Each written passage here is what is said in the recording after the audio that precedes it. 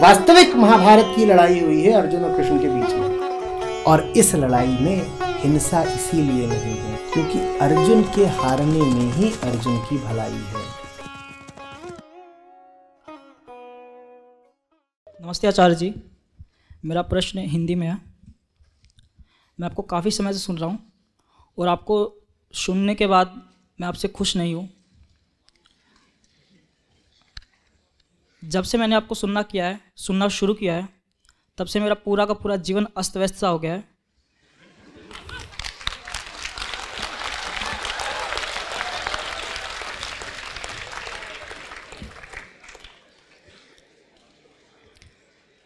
मैं पहले जैसा जीवन जीता था और आपको सुनने के बाद मुझे जो कुछ सीखने को मिला है, मैं हमेशा उन दोनों के बीच में एकदम ऑक्सीलेट सा करता रहता हूँ।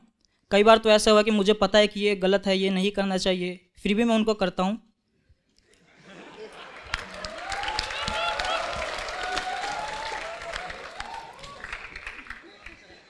आचार्य जी, मुझे कई बार ऐसा लगता है कि कहीं मैं आपको फेल तो नहीं कर रहा, कहीं मैं आपके प्रति असमान, कहीं मैं आपका असमान तो नहीं कर रहा। आपसे शांति मिलने की जगह ये मेरा मन इतना विरोध क्यों करता है आपका? देखो,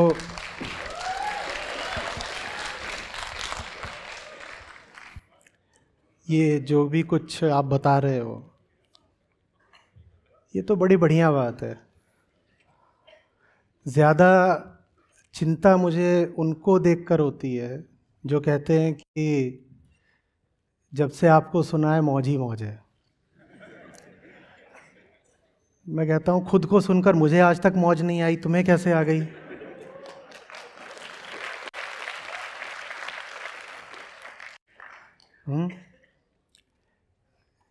यहाँ तो जो सारा काम है वही सड़ी गली इमारतों को गिराने का और मलबा साफ करने का है।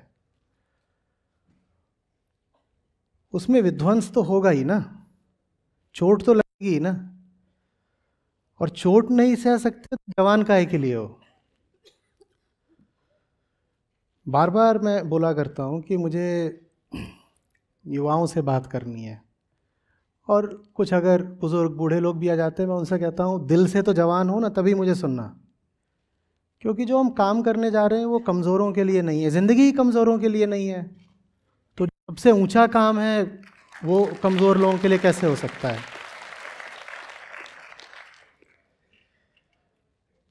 तो जीवन अस्त व्यस्त ना हुआ होता तो ये समस्या की बात होती। अस्त व्यस्त हो गया है तो खुशी मनाओ ना।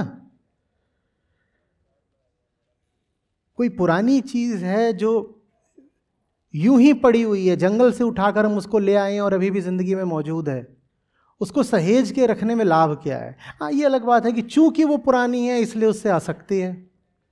जो चीज़ जितनी पुरानी होगी उससे मोह बैठ जाता है ना, वो आदतों में शुमार हो जाती है। आदमी उसको पकड़ कर रखता है, जब वो चीज़ जाने लगती है तो दो आंसू तो टपकते ही हैं, खलबली बहुत मचती है।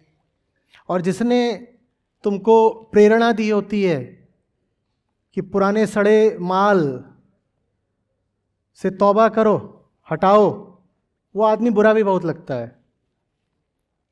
मेरे ख्याल से शायद ज़ेन में है, जापान में है, या कहीं और होगा कहीं। और किसी ने कहा था, मास्टर ने, कि वो डिसाइपल, शिष्य, वो डिसाइपल है ही नहीं जिसके मन में कम से कम एक बार मास्टर की हत्या का ख्याल ना आया हो। क्योंकि अगर तुम पर सही में काम हो रहा है तो वो जो काम है ना जो तुम पर हो रहा है वो सर्जरी जैसा है, शल्य क्रिया, जिसमें सीधे दिल पर छुरी चलाई जाती है। तो उसमें तुमको गुस्सा आएगा नहीं, तो उसमें ये हो कैसे जाएगा कि तुमको गुस्सा आएगा नहीं, या कि भीतर सब छितर बितर होगा नहीं? वो तो होना ही होना है। तुम्हारा काम है उसको सहना, बर्दाश्त करना। भाई, दो शब्द हैं भगवत गीता के और बहुत मुझे पसंद है।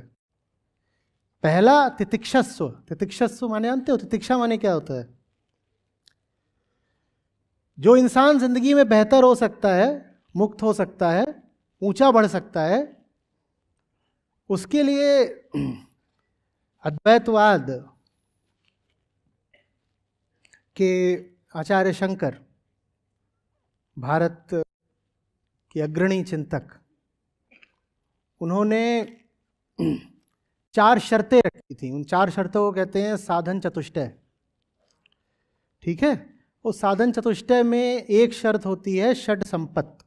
षड संपत्त मतलब 6 तरीके की संपदा, माने कि 6 गुण। उनमें से एक होता है तितिक्षा।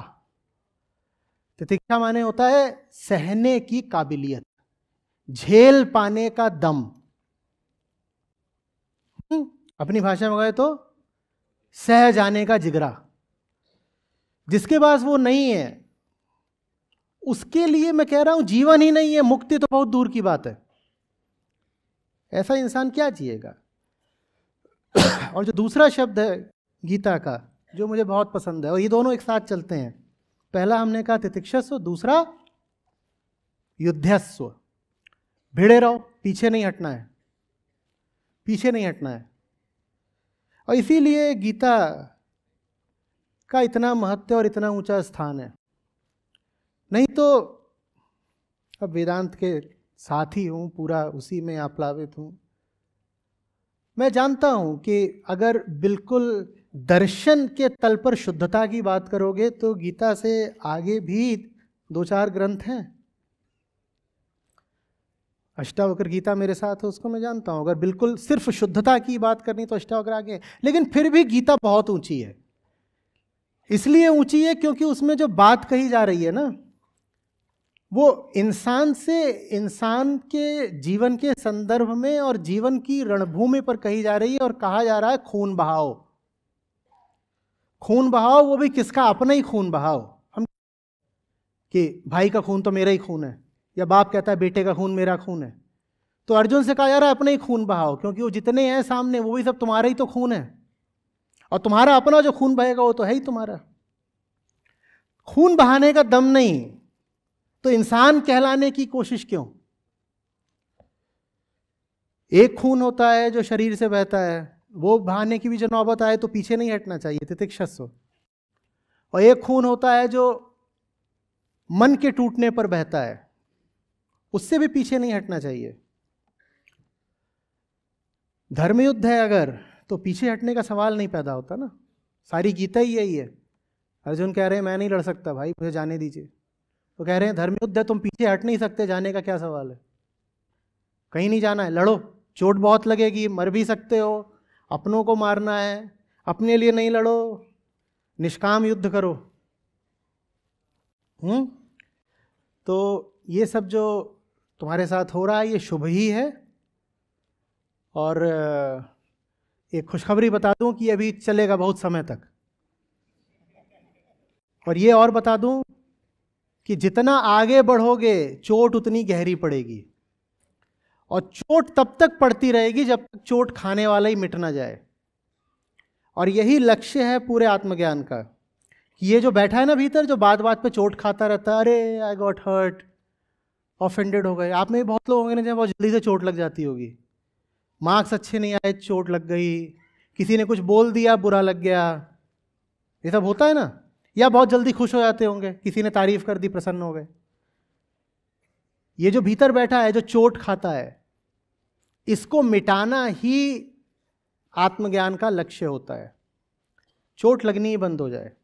ऐसे हो जाओ तुम कि चोट का पता ही न लगे। तुम कहो चोट जिसको लगती होगी लगती होगी, जो मेरा काम है वो मैं करूंगा ना, यही जिंदगी है।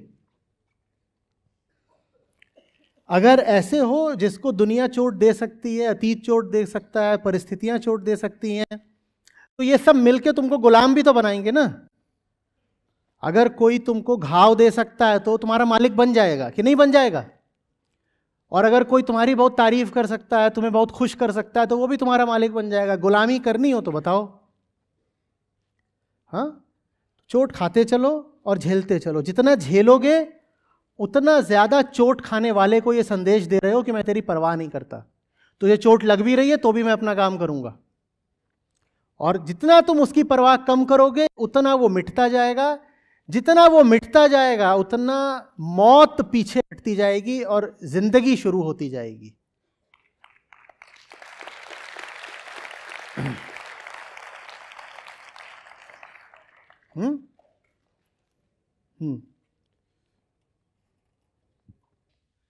प्रणाम आचार्य जी। मैं पूछना चाहता हूँ, जब आप ये बोलते हैं कि हमें चीज़ों को ड्रॉप करते जाना है, फिर आप ये भी बताते हैं कि बहुत सारे महान लोग भी, अगर हम स्वामी विवेकानंद जी के बारे में ही बोलें, तो वो भी एज ए ह्यूमन बीइंग कुछ ना कुछ ऐसे चीज़ों से रह गए थे attach, whether it is eating habit और समथिंग। तो हम अपने आप को एक ऐसा बहाना दे देते हैं कि अगर बड़े लोग भी कुछ ना कुछ इम्प्योरिटीज़ के साथ रह जाते हैं, तो हम जब ड्रॉप करने के प्रोसेस में हैं तो हम भी ऐसे टाल देते हैं कि हो सकता है कि आगे चल के एज के साथ और समथिंग हम इसको हो सकता है ड्रॉप कर दें, और इस तरह से हम इस चीज़ को टालते जाते हैं। कुछ चीज़ें हम ड्रॉप करते हैं, कुछ अपने कन्वीनियंस के हिसाब से नहीं करते हैं, बाद में करना चाहते हैं। तो कैसे हम डिसाइड करें कि ये राइट टाइम है? जितना कर सकते हो करते चलो ना, जितना कर सकते हो करते चलो। स्वामी विवेकानंद ने उदाहरण के लिए कहा हुआ है, बिल्कुल लिखित में है, कि मैं खाता हूँ मांस, लेकिन उसकी वजह यह है कि मैं एक ऐसे क्षेत्र से आता हूँ जहाँ मांस और मछली काफ़ी चलते हैं। तो भले ही मैं खाता हूँ, लेकिन मैं स्वीकार करता हूँ कि ये बात ठीक नहीं है। और स्वामी जी तो 40 वर्ष भी पूरे नहीं कर पाए थे, 10-20 साल और जीते, तो ज़्यादा संभावना यही है कि वो इस चीज़ को भी कर देते। देखो, एक झटके में सब कुछ नहीं कर पाओगे, हालांकि कोशिश ये करनी चाहिए कि अधिकतम जितना आगे बढ़ पाओ बढ़ो। सवाल ये नहीं है कि वो फलानी चीज़ है अभी वो रह गई है, या फलानी चीज़ से अभी मोह रह गया है, आसक्ति रह गई है, या आदत रह गई है। सवाल ये है कि तुम जितना कर सकते हो अभी उतना करा कि नहीं करा। सब कुछ करने के बाद भी कुछ रह जाएगा। पूर्ण तो हो नहीं गए ना, परफेक्शन जैसी तो कोई बात नहीं है, कुछ रह जाएगा। उसकी बात नहीं करो, कहो कि उनका भी कुछ रह गया, मेरा भी कुछ रह गया। तो ये बात ऐसी सी हो गई कि एक के 99% आए हों अंक, एक के 40% आए हों।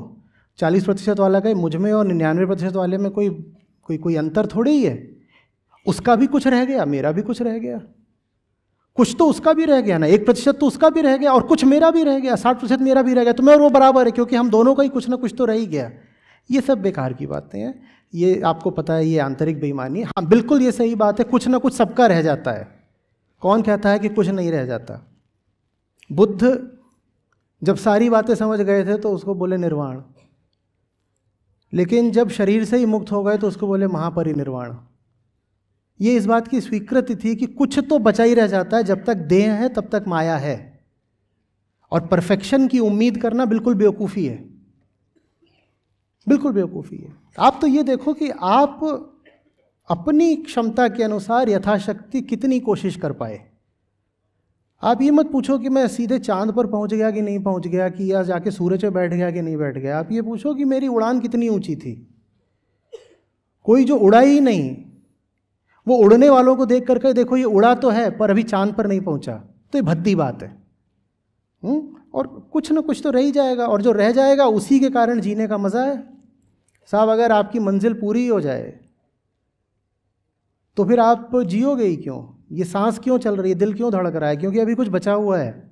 आप ट्रेन पर चढ़ते हो, आप ट्रेन पर तभी तक तो रहते हो ना जब तक मंजिल नहीं आ गई।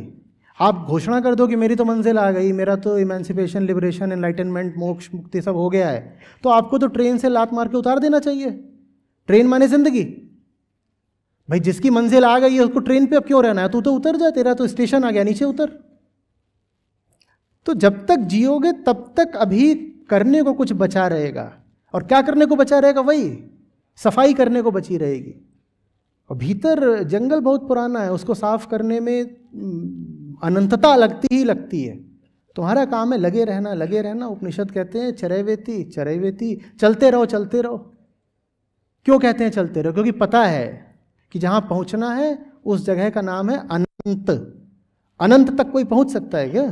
चलने का कोई अंत नहीं होना चाहिए, यही अनंतता है, यही सत्य है, इसी का नाम मुक्ति है। तो मुक्ति कोई एक बिंदु नहीं होती, कोई एक स्टेशन नहीं होती।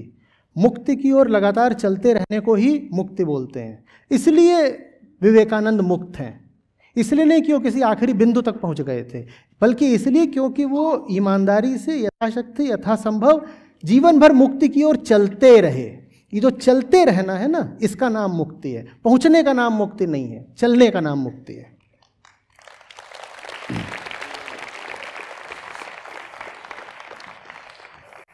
सबसे पहले तो आंसर के लिए धन्यवाद।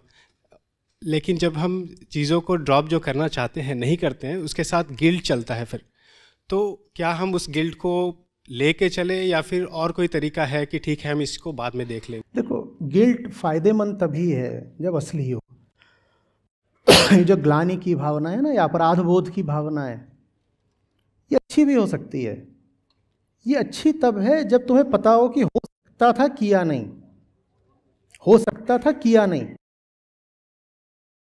वो कहे कि मुझे इस बात की गिल्ट हो रही है कि मैं अभी 7 फीट नहीं उछल पाया, तो जानते हो वो ये गिल्ट कृत्रिम रूप से आर्टिफिशियली क्यों पैदा कर रहा है?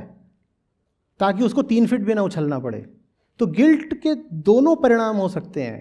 गिल्ट कह सकती है कि तुम गिल्टी हो माने दोषी हो, इसीलिए अपने आप को बिल्कुल बदल दो। ये गिल्ट का सकारात्मक परिणाम होता है, शुभ परिणाम होता है, ठीक है। और गिल्ट का दूसरा परिणाम ये होता है कि अरे मैं तो महापापी हूँ, अब पाप एक कर ही दिया है तो चलो और भी करते हैं। एक कत्ल की सज़ा भी मौत है, 100 की सज़ा भी मौत है, तो अब करते ही करते हैं।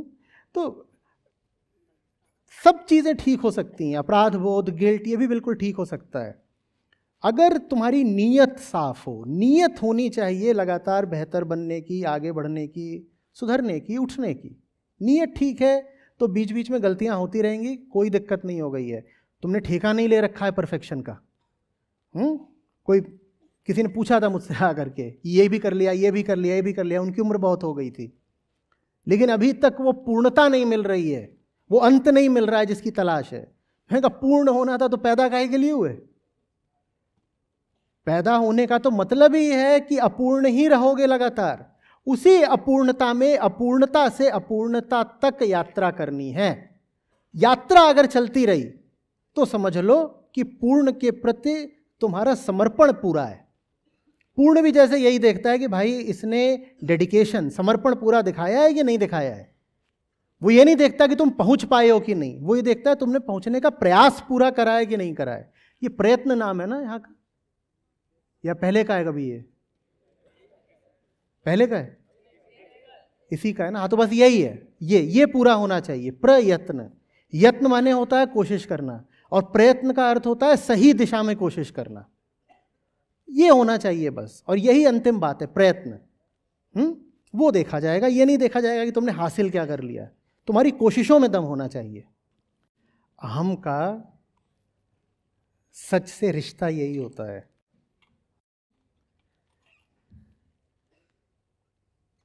कि पास आ नहीं सकते और दूर जा नहीं सकते।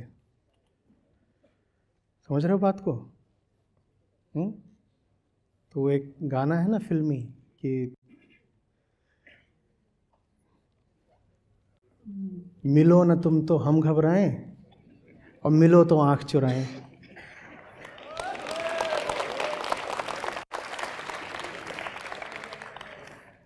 अरे भाई, नहीं सुनना तो जाने का विकल्प था, पर तुम्हें सुनना है, वो मैं भी जानता हूँ। तुम्हारा मेरा एक रिश्ता है, वो मैं जानता हूँ। और जब सुनना ही है तो सामने आओ ना, पास आओ, बैठें, तुम हमें देखो, हम तुम्हें देखें।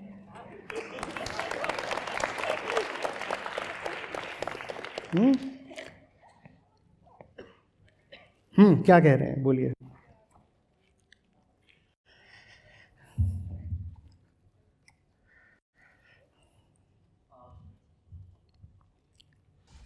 नमस्ते सर। बस मेरा ये सवाल था कि हम जो भी बचपन से पैदा होते हैं तो हमारा परसेप्शन ही बिल्ड होता जाता है, करेक्ट? और मेरी पूरी जो रियलिटी है वो एक परसेप्शन होती है। आप जो मुझे समझा रहे हो वो भी, आप भी उसी प्रोसेस से आए हो जिस प्रोसेस से मैं आया हूँ, तो आपका भी तो एक परसेप्शन ही हुआ, राइट? और इस तरीके से हम सबका परसेप्शन ही है, और हम लोग सिर्फ परसेप्शन में एक कॉमनैलिटी ही ढूंढ रहे हैं। तो इस और परसेप्शन के अलावा मुझे और कुछ पता नहीं है, राइट? जो भी मेरी इंद्रियां देखेंगी, जिसके बेसिस पे मैंने परसेप्शन बनाया है दिमाग में, वही चलेगा। तो इसके अलावा और किस पे भरोसा करें? मतलब यही तो है, और मुझे तो लगता है यही है जिंदगी। बहुत बढ़िया। ये खूब आता है कि भाई आप किसी को समझाने लगो, हुआ आपके साथ, तो कहेगा सबके अपने अपने थॉट्स हैं। भाई तुम्हारा एक तरह का भाई तुम्हारा एक तरह का थॉट है, हमारा एक तरह का थॉट है। सुना है भाई? तुम अपनी बात हम पे क्यों थोप रहे हो? तुम्हारा अपना मन है, अपने विचार है, मेरा अपना है। वही अभी पूछा कि भाई सब कुछ परसेप्शन ही तो है ना।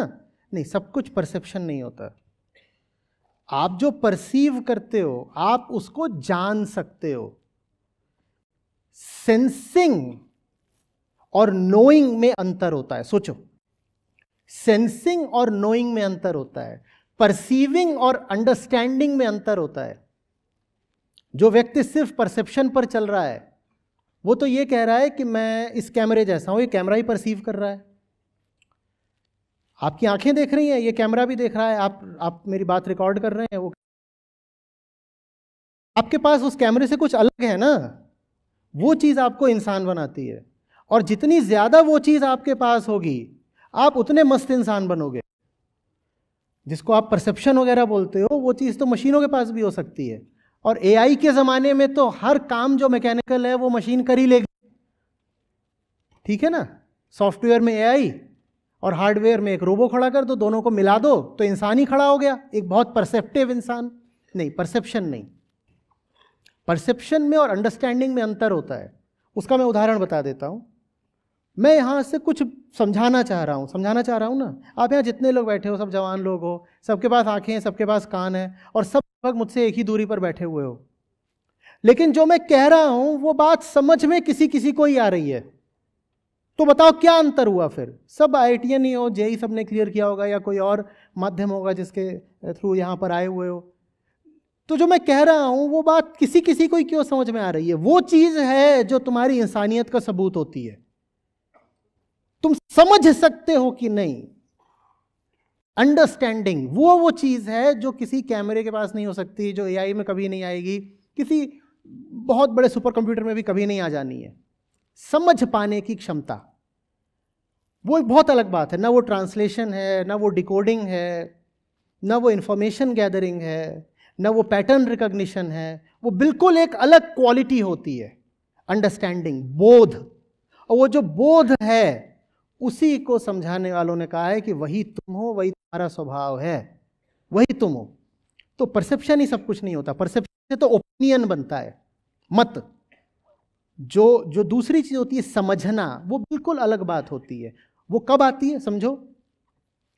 परसेप्शन माने तुम्हारे विचार और भावनाएं, और अंडरस्टैंडिंग आती है जब तुम इन विचार और भावनाओं को देख सको। कुछ होना और उस चीज को देख पाना, ये दो बहुत अलग अलग बात है। आपके विचार का एक प्रवाह है, आप उसमें बह गए कि भाई थॉट्स की एक स्ट्रीम है और आप उसमें साथ में बहे जा रहे हो, वो बिल्कुल एक बात है। और ये बिल्कुल देख पाना कि ये मेरे थॉट्स आ कहां से रहे हैं और ये क्या चीज है, ये बिल्कुल दूसरी बात है। ये जो दूसरी बात है ना, ये होती है बियॉन्ड परसेप्शन। ये होती है रियलाइजेशन। इसी को अंडरस्टैंडिंग बोल रहा हूं। ये बात अभी कुछ कुछ ही समझ में आ रही होगी। जितना इस पर विचार करोगे, ध्यान दोगे, इतनी और समझ में आएगी। वाह,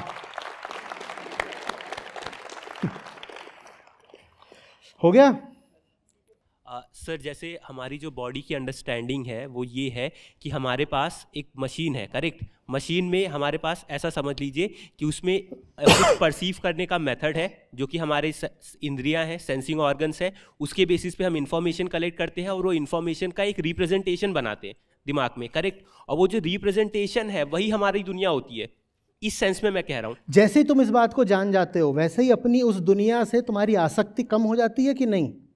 सर, कम हुई है। तो बस यही अंडरस्टैंडिंग है।